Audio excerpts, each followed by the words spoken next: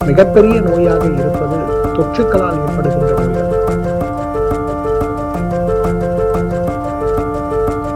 குழந்தைகளுக்கு மாதத்திற்கு ஒரு முறையாவது ஏற்படுகின்ற சளி மற்றும் இருமல் சார்ந்த சிரமங்கள்.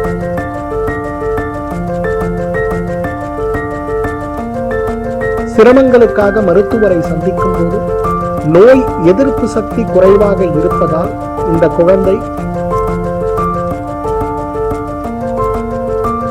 நண்பர்கள், தோழர்கள், நலம் விரும்பிகள் மற்றும் உலகெங்கும் உள்ள தமிழ் உள்ளங்களுக்கு உங்களுடைய வெல்னஸ் குருஜியுடைய அன்பான வணக்கங்கள். இன்றைக்கு கோடைக்காலம், குளிர்காலம், மழைக்காலம் அப்படின்னு விதவிதமான காலநிலை மாற்றங்கள் நமக்கு ஏற்படும் போது இந்த காலநிலை மாற்றங்களால் நமக்கு ஏற்படுகின்ற நோய்களில் மிகப்பெரிய நோயாக இருப்பது தொற்றுக்களால் ஏற்படுகின்ற நோய்கள் தான்.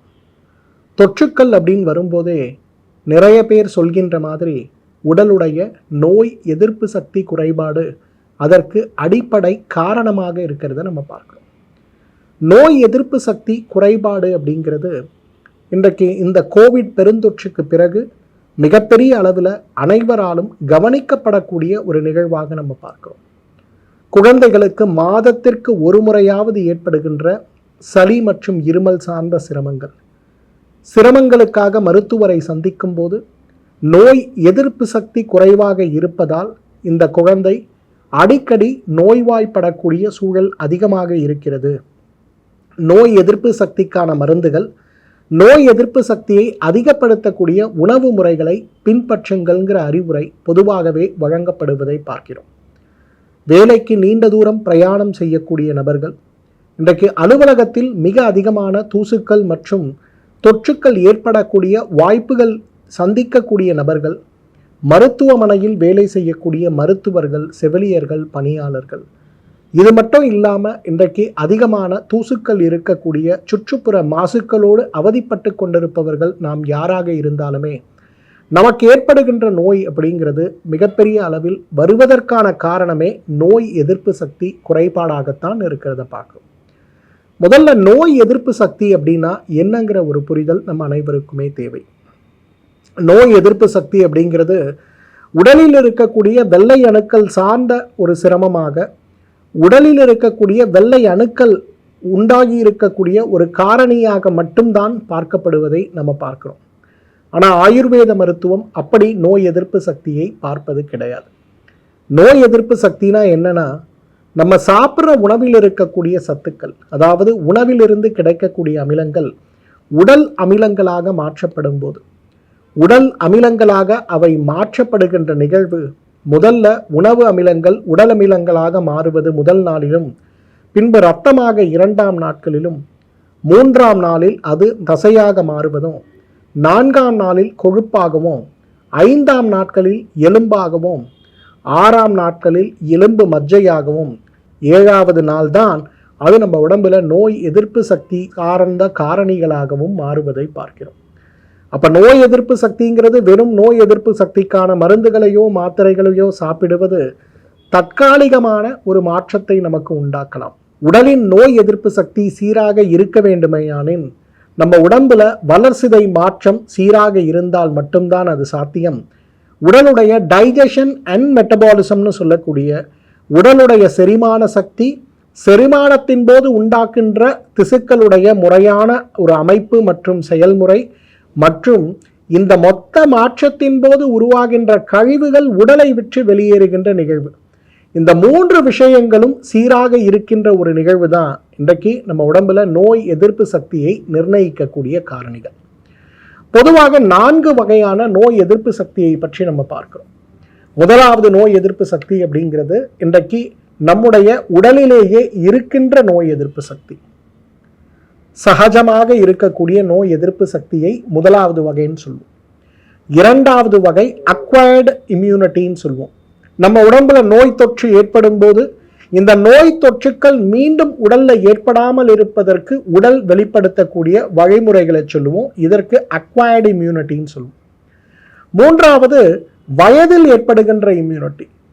குழந்தை பருவம், மத்தியம பருவம், வயதாகின்ற பருவங்கள்னு வரும்போது குழந்தை பருவத்தில் அதிகமாக ஏற்படுகின்ற தொற்றுக்கள் மத்திய பருவத்தில் நமக்கு ஏற்படுவது கிடையாது. வாழ்க்கையில ஒரு முறை நமக்கு அம்மை நோய் ஏற்பட்டதுன்னா மீண்டும் நமக்கு ஏற்படுவது கிடையாது. அதுபோல வயது காலங்கள்ல நமக்கு ஏற்படுகின்ற இயற்கை காரணிகளால் ஏற்படுகின்ற ஒன்றுதான் வயதாகிறதால் ஏற்படுகின்ற இம்யூனிட்டின்னு சொல்லுவோம். அதே போல இன்றைக்கு காலநிலைகளால் ஏற்படுகின்ற இம்யூனிட்டின்னு சொல்லுவோம். பொதுவாக கோடை காலத்தில் நம்முடைய நோய் எதிர்ப்பு சக்தி ரொம்ப குறைவாகவே இருக்கும். அதனால்தான் கோடை காலத்தில் அதிகமான இனிப்பு சுவை இருக்கக்கூடிய கொழுப்பு உணவுகளை சாப்பிட்டு நம்முடைய ஆரோக்கியத்தை மேம்படுத்த வேண்டும் அப்படிங்கிறது ஒரு பரிந்துரையாகவே செய்யப்படுவதை பார்க்கிறோம். குளிர்காலங்களில் நம்முடைய நோய் எதிர்ப்பு சக்தி மிக அதிகமாக இருக்கும். அதனால தான் குளிர்காலங்களில் உடலுக்கு அதிகமான சோர்வை ஏற்படுத்தினாலும் உடல் தாங்கும். அப்படிங்கிறதுனால தான் வாந்திக்கான சிகிச்சையும் இரத்த மோட்சணம்னு சொல்லக்கூடிய உடல்ல இருக்கக்கூடிய கெட்ட இரத்தத்தை வெளிப்படுத்தக்கூடிய சிகிச்சையும் நாம் எடுத்துக்கொள்ளக்கூடிய ஒரு சூழல் இருக்கும். ஸோ இந்த வகையில் நோய் எதிர்ப்பு சக்திங்கிறது ஒரு விஷயம் இல்லை, 4 வகையாக இருக்கிறது. இயற்கையாக ஜெனட்டிக்காக நமக்கு வரக்கூடிய நோய் எதிர்ப்பு சக்தி, ஒரு நோய் தொற்று நம்ம உடம்புல ஏற்படும் போது உண்டாகக்கூடிய நோய் எதிர்ப்பு சக்தி, காலநிலைகளால் ஏற்படுவது, வயதாவதால் ஏற்படுவது, இந்த 4 வகைகளாக நோய் எதிர்ப்பு சக்திகள் பிரிந்திருக்கிறத பார்த்து இந்த நோய் எதிர்ப்பு சக்தி சார்ந்த விஷயங்கள் பொதுவாக நம்முடைய அனுபவங்களில் நாம் பார்க்கும்போது இது குறைவதற்கான காரணங்களாக 10 காரணங்களை ஆயுர்வேத மருத்துவம் விரிவாக உரைக்கிறத நம்ம பார்க்கிறோம். முதல்ல நோய் எதிர்ப்பு சக்தி குறைவதற்கான முதல் காரணமாக இருப்பது உணவில் ஒரு கவனமின்மை அப்படிங்கிறது. நித்திய ஆகார அப்படின்னு சொல்லுவோம். இன்றைக்கு நித்திய அப்படின்னா தவறுன்னு அர்த்தம். தவறான உணவுகள் அப்படிங்கிறது இன்றைக்கு முதல் காரணமாக இருக்கிறத பார்க்கிறோம். பொதுவாக இன்றைக்கு உணவுல கீரை சார்ந்த உணவுகள், புரதம் சார்ந்த உணவுகள், கொழுப்பு சார்ந்த உணவுகள், அதே போல மாவுச்சத்துக்கள் சார்ந்த உணவுகள், நீர் சார்ந்த உணவுகள், 5 வகையான உணவுகளை நம்ம எடுக்கிறோம். இதுல நார்ச்சத்து சார்ந்த உணவுகளும் புரதம் சார்ந்த உணவுகளும் குறைந்த அளவு கொழுப்பு சார்ந்த உணவுகளும் குறைந்த அளவு மாவுச்சத்து சார்ந்த உணவுகளும் மிகுந்த அளவு நீர்ச்சத்து சார்ந்த உணவுகளும்னு 5 வகைகளாக பிரிக்கப்பட்டிருக்கக்கூடிய இந்த உணவு முறை எவ்வாறு நாம் தினசரி வாழ்க்கையில் உபயோகிக்கிறோம் அப்படிங்கிறது நோய் எதிர்ப்பு சக்தியை நிர்ணயிக்கக்கூடிய முக்கியமான ஒரு காரணியாக பார்க்கும். துரதிருஷ்டவசமாக இன்றைக்கு காலநிலை மாறுபாடுகளும் கிடைக்கக்கூடிய உணவு முறை மாற்றங்களும் நம்முடைய வேலையில் நமக்கு இருக்கக்கூடிய அதிகமான பணிச்சுமைகளும் மன அழுத்தங்களும் இன்றைக்கு இந்த உணவு முறையை முழுமையாக பின்பற்ற விடாமல் நம்மை தடுக்கும் போது, நீண்ட காலமாக இந்த தவறான பழக்கத்திற்கு நாம் உள்ளாகும் போது நமக்கு நோய் எதிர்ப்பு சக்தி குறைந்து போய் விடுவதை பார்க்கிறோம். ஏதோ திடீர்னு நமக்கு நோய் எதிர்ப்பு சக்தி குறைந்து போய் நமக்கு நோய் வருவது கிடையாது. நீண்ட காலமாக இந்த பழக்க வழக்கங்கள் மாறும்போது நமக்கு சிரமங்கள் ஏற்படுவதை பார்க்கிறோம். இரண்டாவது விகாரம். இன்றைக்கு உடலுடைய நோய் எதிர்ப்பு சக்தியை குறைக்கக்கூடிய வகையில் நாம் செய்யக்கூடிய விஷயங்கள், அதிகமாக தூங்காமல் இருப்பது, உடலுடைய இயக்கத்தை மீறி அதிக உழைப்பை வெளிப்படுத்துவது, உடலுடைய ஆதாரமாக இருக்கக்கூடிய நோய் எதிர்ப்பு சக்தி காரணியாக இருக்கக்கூடிய சுக்கிரம்னு சொல்லக்கூடிய உயிரணுக்களை வேகமாக இழந்து விடுவது. இன்றைக்கு அதைவிட முக்கியமாக இன்றைக்கு நம்முடைய ஓஜஸ்ன்னு சொல்லக்கூடிய உடலுடைய நோய் எதிர்ப்பு சக்தி காரணியை குறைக்கின்ற வகையில் நம்முடைய ஆக்டிவிட்டிஸ் அதிகமாக இருப்பது, இது மிகப்பெரிய காரணமாக நம்ம பார்க்கிறோம். மது அருந்துதல், புகைப்பிடித்தல் மற்றும் போதைப் பொருட்களை பயன்படுத்துதல் அப்படிங்கிறது 4வது முக்கியமான காரணம். 3வது முக்கியமான காரணமாக வாழ்வியல் முறைகள் இருந்தாலும் கூட இன்றைக்கு இந்த பழக்கங்கள் 3வது முக்கியமான காரணமாக இருக்கிறத பார்க்கும். 4வது ரொம்ப முக்கியமானது இன்றைக்கு உடற்பயிற்சி இல்லாமல் இருப்பது. இன்றைக்கு யாரெல்லாம் உடற்பயிற்சியற்று வெறும் உணவு முறைகளை, வாழ்வியல் முறைகளை முறையாக பின்பற்றாமல் இருக்கிறோமோ இன்றைக்கு அவர்கள் அனைவருக்குமே நோய் எதிர்ப்பு சக்தி குறைவாக இருக்கிறத பார்ப்போம். ஸ்டாமினான்னு சொல்லுவோம். இன்றைக்கு நோய் எதிர்ப்பு சக்தி மிகப்பெரிய அளவில் குறைந்து போவதற்கு உடற்பயிற்சியின்மை மிகப்பெரிய காரணம். 5வது இன்றைக்கு மன அமைதியின்மை அல்லது ஸ்ட்ரெஸ் அல்லது டிப்ரெஷன். இன்றைக்கு நம்மில் யாருக்கெல்லாம் மன அமைதி இல்லாத ஒரு சூழல் இருக்கிறதோ, எதிர்மறை எண்ணங்களோடு தினசரி போராடி கொண்டிருக்கிறோமோ, நம்ம அனைவருக்குமே நோய் எதிர்ப்பு சக்தி குறைந்து போவதை பார்க்க முடியும். 5வது அக்வயர்டு இம்யூனிட்டின்னு சொல்லக்கூடிய ஏற்கனவே நோய் ஏற்பட்டு உடல்ல அதற்கான அணுக்கள் உற்பத்தி ஆகின்ற ஒரு சூழல் இருக்கும்போது அந்த அணுக்களை முழுமையாக உற்பத்தி செய்ய விடாமல் நோயை எதிர்க்கின்ற அந்த ஒரு ஆற்றலை வளர்த்து கொள்ளாமல் வெறும் மருந்து மாத்திரைகளை மட்டும் அதிகமாக நோய் வருவதற்கு முன்பே மருத்துவ ஆலோசனை இல்லாமல் பயன்படுத்துகின்ற வழக்கம்ங்கிறது இன்றைக்கு மிகப்பெரிய அளவில் இந்த நோயை உண்டாக்கக்கூடிய காரணியாக இருக்கிறத பார்க்குறோம். இதுதான் 6வது முக்கியமான காரணம். 7வது, இன்றைக்கு நேரடியாக உடலில் இருக்கக்கூடிய நோய்கள், மற்ற உறுப்புகளை பாதித்திருக்கக்கூடிய நோய்கள் இருக்கும்போது அந்த நோய்களை கட்டுப்படுத்துவதற்கு நாம் எடுக்கக்கூடிய மருந்துகள், சில வகையான ஊக்க மருந்துகள், சில வகையான மருந்துகள் நேரடியாகவே உடலில் இருக்கக்கூடிய எதிர்ப்பு சக்தியை குறைக்கக்கூடிய காரணிகளாக இருக்கிறத நம்ம பார்க்கிறோம்.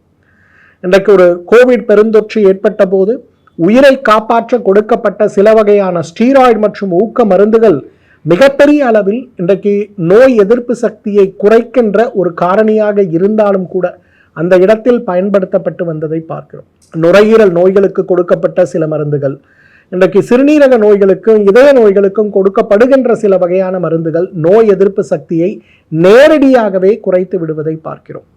உடல் எடை எந்த அளவுக்கு கூடுதலாக இருக்கிறதோ அந்த அளவுக்கு நோய் எதிர்ப்பு சக்தி குறைந்து போயிருக்கிறத பார்க்க முடியும்.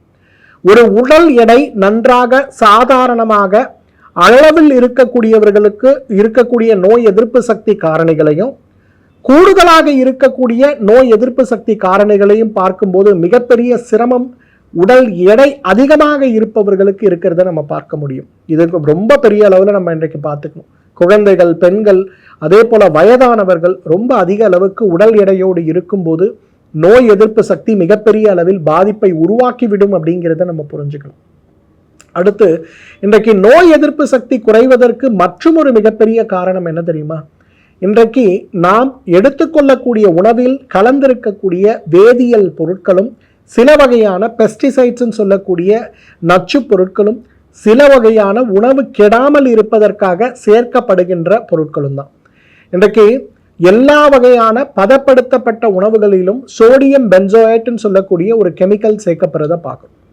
1% அளவுக்கு இது இருக்கலாம் அப்படிங்கிறது பரிந்துரைக்கப்பட்ட அளவுரையாக இருந்தாலும் அந்த உணவை மீண்டும் மீண்டும் நாம் சூடு செய்யும் போது, இது கலந்த உணவை சூடு செய்யும் போது இதில் இருக்கக்கூடிய சோடியம் பென்சோயேட் சிதைக்கப்பட்டு அந்த இடத்துல பென்சீன் உற்பத்தி வரும்போது அதுவே இன்றைக்கு நோய் எதிர்ப்பு சக்தியை குறைக்கக்கூடிய ஒரு காரணியாக இருக்கிறத பார்க்கும்.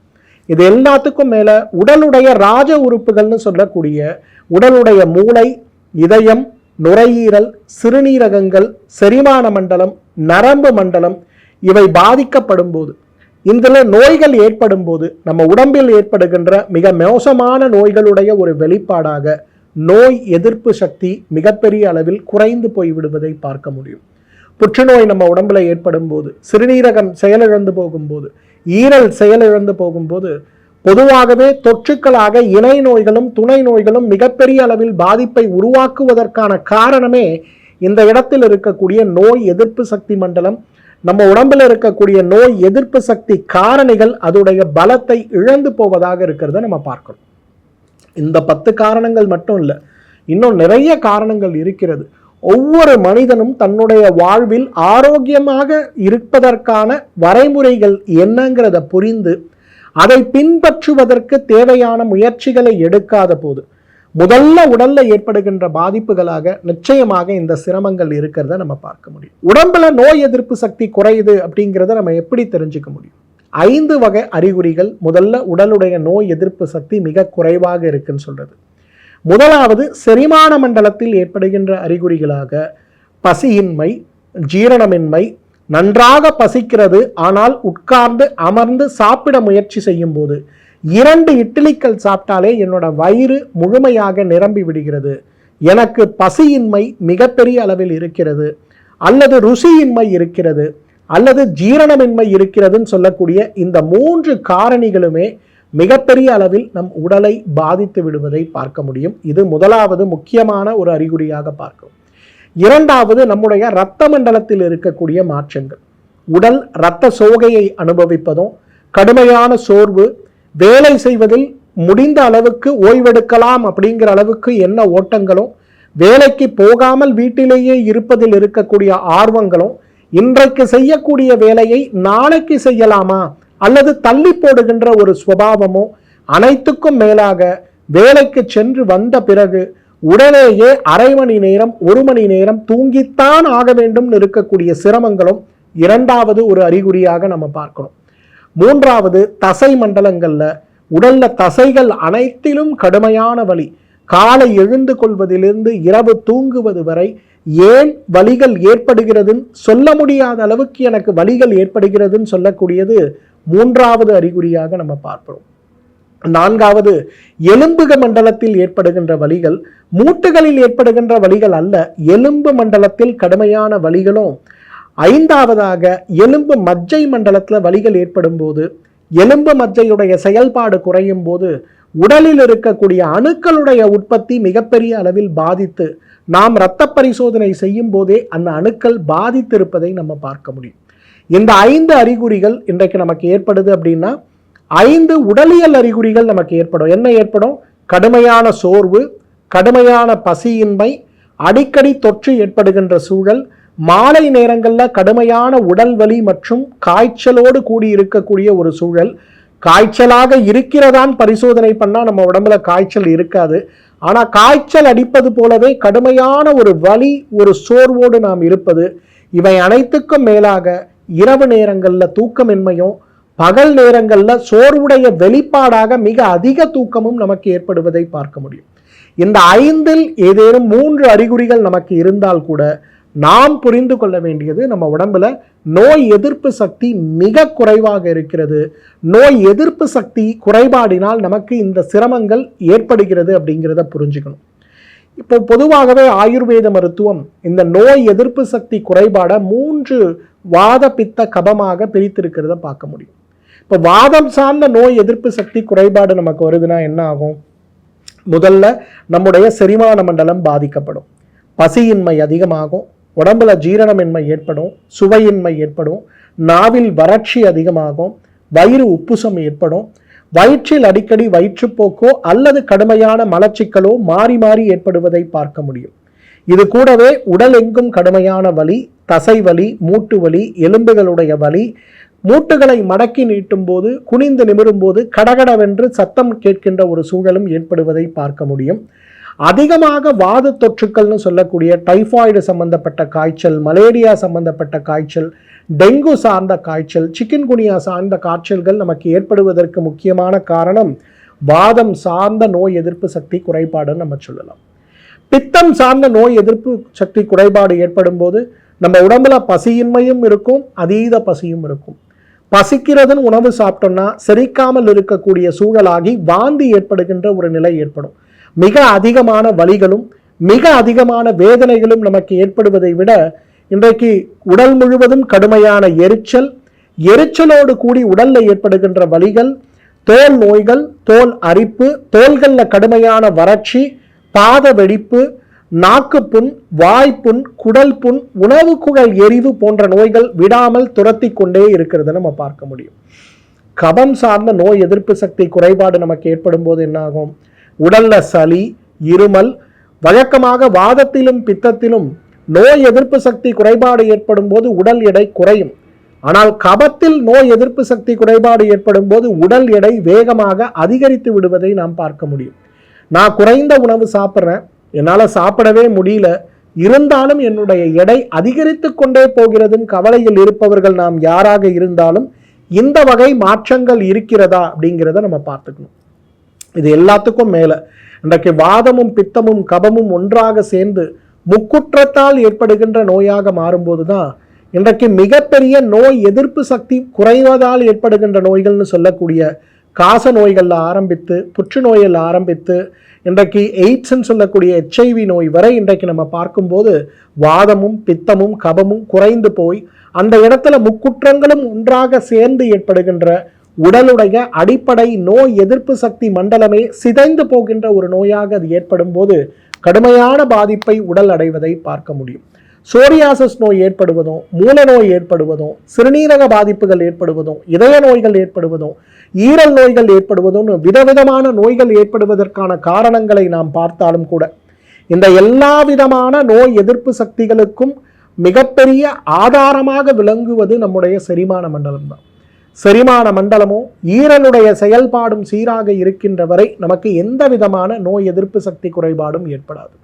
ஸோ இந்த 3 வகையான வாதம், பித்தம், கபம் சார்ந்த நோய் எதிர்ப்பு சக்தி குறைபாடுகள் நமக்கு ஏற்படும் போது அவற்றை மாற்ற வேண்டும் அப்படிங்கிற முயற்சி நம்ம மேற்கொள்கிறோம்னா அதற்கு நாம் எடுக்க வேண்டிய முயற்சியாக ஆயுர்வேத மருத்துவம் நமக்கு சமண சிகிச்சை, சோதன சிகிச்சை, காயகல்ப சிகிச்சைன்னு 3 வகையான சிகிச்சைகளை வழங்கி வருவதை பார்க்கிறோம்.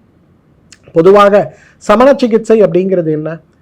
ஆரம்ப நிலையில் ஒரு வாதம், பித்தம், கபத்தில் இருக்கக்கூடிய சமச்சீரற்ற தன்மையும் உடலில் சேர்ந்து இருக்கக்கூடிய கழிவுகளும் சேர்ந்து நம்ம உடம்பை பாதிக்கும் போது அப்போ வாத சமணி சிறப், பித்த சமணி சிரப், கவசமணி சிறப்புன்னு சொல்லக்கூடிய 3 வகையான சிறப்புகளையோ அது கூட live immune capsule, live immune tablet ஆகிய மருந்துகளோடு உடலில் இருக்கக்கூடிய கழிவை நீக்குவதற்கு டீடாக்ஸ் வகை சூரணத்தையோ அல்லது காயகல்ப சூரணத்தையோ, வெளிப்புறமாக மகாராஜ தைலத்தையோ, தலைக்கு கேஷாமிருத தைலத்தையோ தடவுகின்ற முறையான முயற்சிகளை நாம் செய்யக்கூடிய, இது கூட ஆரோக்கியத்திற்கான 7 பில்லர்ஸ்ன்னு சொல்லக்கூடிய 7 பில்லர்ஸ் ஆஃப் லைஃப்னு சொல்லக்கூடிய உணவு, நீர், காற்று, உடல் சுத்தி, ஆத்ம சுத்தி, மனோசுத்தி மற்றும் அபியாசம்னு சொல்லக்கூடிய 7 பில்லர்ஸையும் சேர்த்து ஸ்ரீவர்மாவுடைய வாழ்வியல் கோட்பாடுகளாக சேர்த்து அது கூட இந்த வாதசமணி, பித்த சமணி, கபசமணி, அது கூட லிவ் இம்யூன் மாத்திரைகள் கேப்சூல்ஸ்,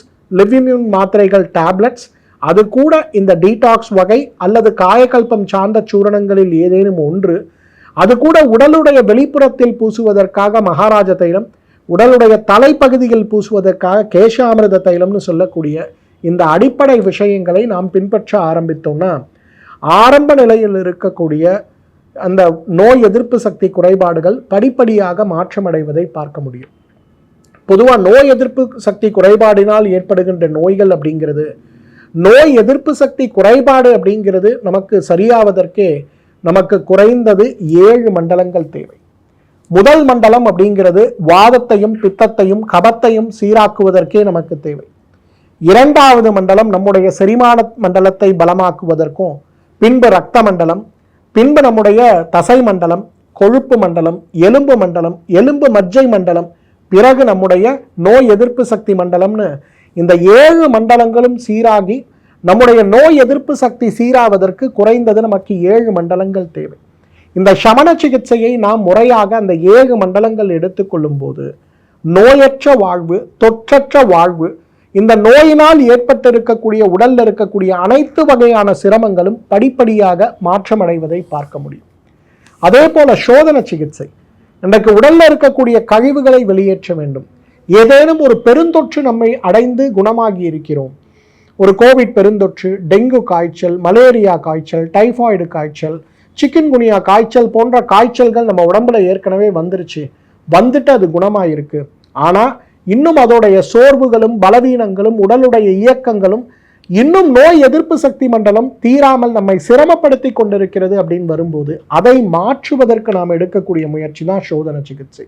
வாந்திக்கான மருந்து, பேதிக்கான மருந்து, மூக்கில் விடக்கூடிய சொட்டு மருந்து சார்ந்த நசியம்னு சொல்லக்கூடிய சிகிச்சை, அது கூட 2 வகையான எனிமாக்கள், வயிற்றில் எண்ணெய் மற்றும் கஷாயங்களை கொண்டு செய்யக்கூடிய எனிமாக்கள் மற்றும் உடல்ல இருக்கக்கூடிய கெட்ட இரத்தத்தை நீக்கக்கூடிய நமக்கு இரத்தமோட்சணம் சார்ந்த சிகிச்சைன்னு சொல்லக்கூடிய இந்த 6 வகையான சிகிச்சைகளை நம்முடைய உடல்ல இருக்கக்கூடிய வாத பித்த கபத்துடைய தன்மைக்கு ஏற்றவாறு காலநிலை எவ்வாறு இருக்கிறது அப்படிங்கிறத பார்த்து அதை மாற்றக்கூடிய முயற்சியாக நாம் செய்யக்கூடியது அப்படிங்கிறது தான் சோதன சிகிச்சை. இந்த சோதன சிகிச்சை செய்யும் போது லிவ் இம்யூன் சாஃப்ட் ஜெல் மாத்திரைகளை காலை 2 இரவு 2 நம்ம எடுத்துக்கொள்ளும் போது நம்முடைய நோய் எதிர்ப்பு சக்தி மண்டலம் வேகமாக குணமாகிறத பார்க்க முடியும். நோய் எதிர்ப்பு சக்தி குறைபாடுங்கிறது ஒரு அளவுக்கு மேல் போகும்போது நம்ம உடம்புல புற்றுநோய்களும் தொற்று நோய்களும், இன்றைக்கு ஆட்டோ இம்யூன் டிசார்டர்ஸ்ன்னு சொல்லக்கூடிய சோரியாசிஸ் நோயிலிருந்து, நுரையீரல் நோயிலிருந்து நிறைய வகையான நோய்கள் ஏற்படுவதை பார்க்கிறோம். அப்ப இந்த இடங்கள்ல நோய் எதிர்ப்பு சக்தியையும் நாம் மீட்டு கொண்டு வர வேண்டும். அதே நேரத்தில் நீண்டகால நோய் எதிர்ப்பு சக்தி குறைபாடால் ஆட்டோ இம்யூனாக ஏற்பட்டிருக்கக்கூடிய நோயுடைய தன்மைகளையும் நாம் மாற்ற வேண்டும் என்னும்போது அதை மாற்றுவதற்கான முயற்சியாக இன்றைக்கு காயகல்ப சிகிச்சை, லிவ் இம்யூன் ரெஜுவனேட்டர்னு சொல்லக்கூடிய மருந்துகளை நாம் எடுத்துக்கொள்ளும் போது நம்ம உடம்பில் இருக்கக்கூடிய கழிவுகள் வேகமாக வெளியேறி உடல் சுத்தமடைந்திருக்கும் போது செரிமான மண்டலத்திலிருந்து நம்முடைய நோய் எதிர்ப்பு சக்தி மண்டலம் வரை 7 திசுக்களையும் பலப்படுத்துவதற்கான முயற்சிகளாக நாம் எடுத்துக்கொள்ளும் போது அதற்கு உதவி செய்யக்கூடிய ஒரு அருமருந்தாக இந்த லிவ் இம்யூன் ரெஜுவனேட்டர் சார்ந்த மருந்துகள் இருக்கிறத பார்க்க முடியும். ஸோ நோயுடைய தன்மைக்கு ஏற்றாற்போல, நம்ம உடம்புடைய ஆரோக்கியத்திற்கு ஏற்றாற்போல, நோயுடைய காலம் நீண்ட காலம் நம்ம உடம்புல இருக்குன்னா அதுடைய அளவிற்கு ஏற்றாற்போல சமண சிகிச்சை, சோதன சிகிச்சை, காயகல்ப சிகிச்சை, இந்த 3 சிகிச்சைகளையும் முறையான மருத்துவ ஆலோசனையோடு ஸ்ரீவர்மாவுடைய வாழ்வியல் கோட்பாடுகள்னு சொல்லக்கூடிய உணவு, நீர், காற்று, உடல் சுத்தி, மனோசுத்தி, ஆத்ம சுத்தி மற்றும் அபியாசம்னு சொல்லக்கூடிய இந்த 7 விஷயங்களை சேர்த்து பின்பற்ற ஆரம்பிக்கும் போது நம்முடைய ஆரோக்கியம், நோய் எதிர்ப்பு சக்தி மாறுபடுவதை நாம் பார்க்க முடியும். இன்றைக்கு லிவ் இம்யூன் மாத்திரைகள், இந்த லிவ் இம்யூன் மாத்திரைகள் மனித குலத்திற்கே ஒரு மிகப்பெரிய வரப்பிரசாதம்னு சொல்லுவோம். ஏன்னா இன்றைக்கு நிறைய நோய்கள் ஏற்படுவதற்கான அடிப்படை காரணம் இன்றைக்கு நம்முடைய கல்லீரலுடைய செயல் குறைபாடு.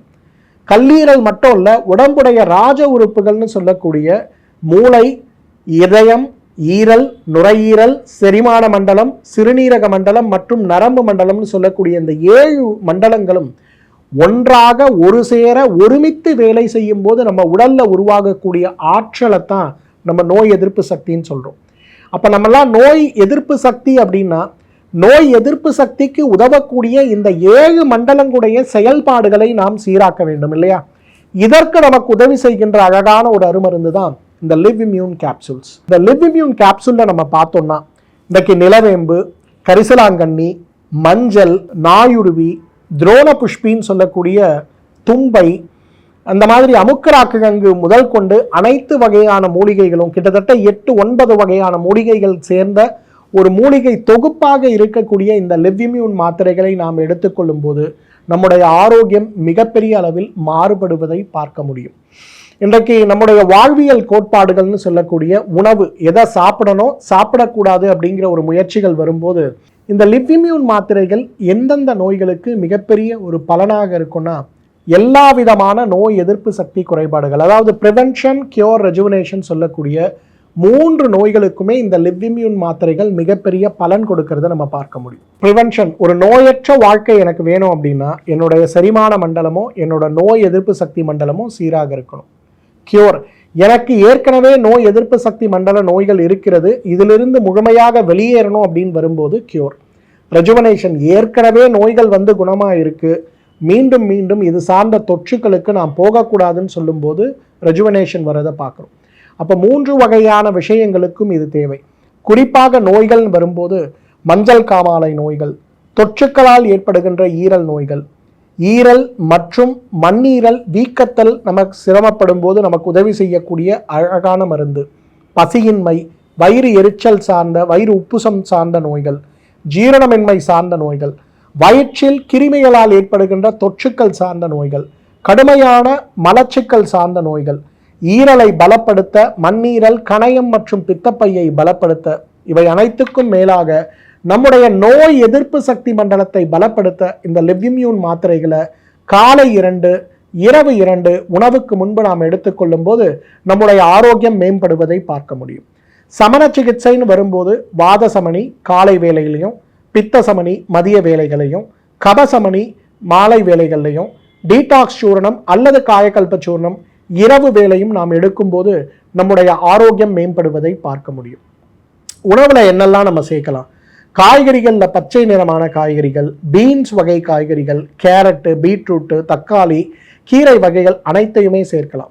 பழ வகைகள் அப்படின்னு வரும்போது ஆரஞ்சு பழம், திராட்சை பழம், வாழைப்பழம், வாட்டர்மெலன் சொல்லக்கூடிய தர்பூசணி, அவகாடோ வகையான பழங்கள், அசைவ உணவுகளில் மீன், இறைச்சி, முட்டையுடைய வெள்ளைக்கரு, பால் சார்ந்த உணவுகள், நம்முடைய உலர்ந்த பழங்கள் வரும்போது ஆல்மண்ட் மற்றும் வேர்க்கடலை, அதாவது பாதாம் மற்றும் வேர்க்கடலை சார்ந்த உலர்ந்த பழங்களை நாம் எடுத்துக்கொள்ளலாம். என்ன உணவுகளை நாம் சாப்பிடக்கூடாது? நோய் எதிர்ப்பு சக்தி குறைவாக இருக்கக்கூடிய நேரங்களில் என்ன உணவுகளை நாம் சாப்பிடக்கூடாது அப்படின்னா, இன்றைக்கு நிச்சயமாக ரெட் மீட்னு சொல்லக்கூடிய ஆடு இறைச்சி, மாடு இறைச்சி நிச்சயமாக நாம் சாப்பிடக்கூடாது. இன்றைக்கு அதிகமாக கொழுப்பூட்டப்பட்ட தாவர வகை எண்ணெய்களை தவிர்க்க வேண்டும். ப்ராசஸ்டு ஃபுட்டுன்னு சொல்லக்கூடிய பதப்படுத்தப்பட்ட உணவுகளையும், அதிகமான சர்க்கரை மற்றும் கொழுப்பு சேர்க்கப்பட்ட உணவுகளையும், ஆர்டிஃபிஷியல் கலரிங்னு சொல்லக்கூடிய இயற்கைக்கு மாறாக நிறம் சேர்க்கப்பட்ட உணவுகளையும் நிச்சயமாக குடிப்பழக்கம் மற்றும் புகைப்பழக்கம், அதைவிட முக்கியமாக ஃப்ரோசன் ஃபுட்ஸ்ன்னு சொல்லக்கூடிய குளிர்சாதனம் செய்யப்பட்ட அல்லது குளிர்பதனம் செய்யப்பட்ட உணவுகளை தவிர்க்க வேண்டியது ரொம்ப நல்லது. வாத உடலமைப்பை சார்ந்தவர்கள் குறைந்தது ஒரு நாளைக்கு 2 லிட்டர் அளவுக்கு வெந்நீரையும், பித்த உடலமைப்பை சார்ந்தவர்கள் 2 லிட்டர் அளவுக்கு தண்ணீரையும், கப உடலமைப்பை சார்ந்தவர்கள் 2 லிட்டர் அளவுக்கு வெந்நீரையும் சாப்பிடுவது மிக மிக முக்கியம். பிராணாயாமம் அப்படின்னு வரும்போது நாடி சுத்தி பிராணாயாமம்னு சொல்லுவோம்.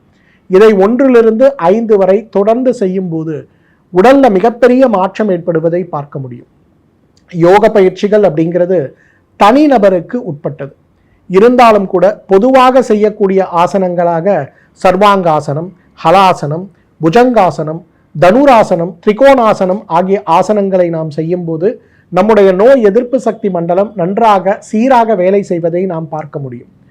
எவ்வாறு உடலுக்கு நம்ம இவ்வளோ முக்கியத்துவம் கொடுக்கிறோமோ அதே போல மனதிற்கு கொடுக்க வேண்டிய மிக முக்கியமான ஒரு விஷயம் மனோசுத்தி. மனதில் இருக்கக்கூடிய கரைகளை, மனதில் இருக்கக்கூடிய கலங்கலங்களை நீக்கி ஆரோக்கியப்படுத்தக்கூடிய ஒரு அழகான விஷயம்தான் இந்த கிளென்சிங்னு சொல்லுவோம். அதே போல ஹார்ட்ஃபுல்னஸ் மெடிடேஷன். இன்றைக்கு ஆத்ம சுத்தின்னு வரும்போது நம்முடைய கர்மங்களை, நம்ம மனதில் இருக்கக்கூடிய எதிர்மறை எண்ணங்களை, எப்பொழுதுமே எதிர்மறையாக விதவிதமாக யோசித்து கொண்டிருக்கக்கூடிய மனங்களை நீக்குவதற்கு இன்றைக்கு ஆத்ம சுத்திங்கிறது ரொம்ப ரொம்ப முக்கியம். அதே போல அபியாசம், தினச்சரியை மற்றும் ரித்துச்சரியை. ஒவ்வொரு காலநிலையிலேயும் நாம் செய்ய வேண்டிய, சாப்பிட வேண்டிய உணவுகள், உடல் கழிவு நீக்கம் என்ன செய்ய வேண்டும்ங்கிற ஒரு புரிதலை நமக்கு கொண்டு வரக்கூடியது தான் இந்த அபியாசம்னு சொல்றது. ஸோ இன்றைக்கு காலநிலைகளுடைய மாறுபாடுகளுக்கு ஏற்றாற்போல உடல் சுத்தி, காலநிலைகளுடைய மாறுபாடுகளுக்கு ஏற்றாற்போல உடலை பலப்படுத்தக்கூடிய உணவு முறையில் நாம் கொண்டு வரக்கூடிய மாற்றங்கள் தான் இன்றைக்கு உடல் சுத்தின்னு நம்ம சொல்லுவோம். அப்போ இந்த 7 விஷயங்கள், நாம் உண்ணக்கூடிய உணவு, சுவாசம், நம்ம குடிக்கின்ற நீர், உடல் சுத்தி, மனோசுத்தி, ஆத்ம சுத்தி மற்றும் அபியாசம்னு சொல்லக்கூடிய இந்த 7 விஷயங்களோடு நம் உடலுக்கு தேவையானது சமண சிகிச்சையா, சோதன சிகிச்சையா, காயகல்ப சிகிச்சையா அப்படிங்கிறத புரிந்து, நம்ம உடம்பு வாத பித்த கபத்தில் எந்த வகையை சார்ந்தது அப்படிங்கிறத புரிந்து, நம்ம உடம்பில் ஏற்பட்டிருக்கக்கூடிய நோய் எதிர்ப்பு சக்தி குறைபாடு வாதம் பித்தம் கபத்தில் எந்த வகை சார்ந்தது இருக்கிறது அப்படிங்கிறத புரிந்து, ஸ்ரீவர்மாவின் சிறப்பு மருத்துவர்களை நீங்கள் சந்திக்கும் போது அவர்கள் சொல்லிக் கொடுக்கக்கூடிய ஸ்ரீவர்மாவுடைய வாழ்வியல் கோட்பாடுகளோடு சேர்ந்து இந்த live immune capsules, live immune tablets, live immune soft gel மாத்திரைகள், லிவ் இம்யூன் ரெஜுவினேட்டர் சார்ந்த மருந்துகளோடு சமண, சோதன, காயகல்ப சிகிச்சைகளை முறைப்படி பின்பற்றி வந்தாலே நம்மாலும் ஆயுள் முழுவதும் ஆரோக்கியமாக வாழ்ந்திட முடியும். மீண்டும் மற்றொரு ஆரோக்கிய குறிப்போடு உங்களை சந்திக்கிறேன். அதுவரை உங்களிடமிருந்து விடைபெறுவது உங்களுடைய வெல்னஸ் குருஜி. நன்றி, வணக்கம். ஸ்ரீ வர்மா ஆயுர்வேதா சிறப்பு சிகிச்சைகள். அல்சர், செரிமான கோளாறுகள், இரத்த சோகை, உயர் இரத்த அழுத்தம், அதீத கொழுப்பு, வெரிகோஸ் வெயின், உடற்பருமன், உடல் பலவீனம், தோல் நோய்கள், மூட்டு தேய்மானம், தண்டுவட பிரச்சினைகள், முடக்குவாதம், கீழ்வாதம், பக்கவாதம், நோய் எதிர்ப்பு சக்தியை அதிகரிக்க, புற்றுநோய், மூலம் பௌத்திரம், மாதவிடாய் கோளாறுகள், குழந்தையின்மை, பாலின கோளாறுகள், சிறுநீரக கல், சிறுநீரக செயலிழப்பு, நீரிழிவு நோய், கொழுப்பு கல்லீரல், இதய நோய்கள், தைராய்டு, ஆஸ்துமா, ஒற்றை தலைவலி, சைனஸ், ஞாபக மறதி, மன அழுத்தம், முடி உதிர்தல் மற்றும் வாத பித்த கப நோய்களிலிருந்து விடுபட்டு ஆயுள் முழுவதும் ஆரோக்கியம் பெற்றிட ஆச்சாரியா டாக்டர் ஸ்ரீ வர்மா அவர்களிடமும் வெல்னஸ் குருஜி அவர்களிடமும் நேரடியாக பயிற்சியும் ஆசியும் பெற்ற doctor Hemala Tiruvallur, doctor Soumya Ambattur, doctor Revathi Kodambakkam, doctor Jayarupa Manapakkam, doctor Mangaiyarkarasi Velachery, doctor Jayakanthan Pondicherry, doctor Subhashini Tiruvannamalai, doctor Saraswathi Salem, doctor Sharmila Trichy, doctor Maria Christina Thanjavur, doctor Malathi Coimbatore, doctor Lalitha Madurai, doctor Jebashin Nagercoil, Hosur doctor Sandhya, doctor Amrutha Bangalore, doctor Navneet Hyderabad, doctor Siddharth Mumbai. பட்டப்படிப்பு மற்றும் பட்ட மேற்படிப்பு முடித்த மருத்துவர்களை தமிழகம் முழுவதும் ஒவ்வொரு வாரமும் வெள்ளி, சனி, ஞாயிறு ஆகிய தினங்களில் சிறப்பு மருத்துவ முகாமில் சந்தித்து சிகிச்சை பெறலாம். ஆறறிவை மிஞ்சிய பேரறிவு. யாகமின்றி யோகம் தரும் யோகக்கலை. ஒழுங்கற்ற உணவிற்கு ஆரோக்கியமே விலை. அதற்கு உணவையே மருந்தாக்குவது ஒரு கலை. இயற்கை அன்னை நம் மீது கொண்ட நேசம் இனி நம் இல்லங்களில் வீசப்போகிறது மூலிகையின் வாசம். நமது ஆன்மாவை நாமே தரிசிப்பது பெரும் பேறு. அதற்கு ஆன்மீகம் என்பது பேரு. தேவை தியானம் பற்றிய ஞானம். ஒவ்வொன்றும் பல்லாயிரம் ஆண்டுகள் பழமையானது, இன்றும் கூட புதுமையானது. காலம் காலமாக மறைக்கப்பட்ட பொக்கிஷங்களை அள்ளி அள்ளி நமக்கென வழங்க வருகிறார் ஒரு விடிவெள்ளி. ஆச்சாரியா டாக்டர் ஸ்ரீவர்மா. வாழ்க்கையில் நாம் கரை சேர, நம் கனவுகள் அனைத்தும் ஈடேற, தீரா நோய்கள் என்னும் தீயை அணைக்க வருகிறார் நம் உடலையும் மனதையும் ஒருங்கிணைக்க.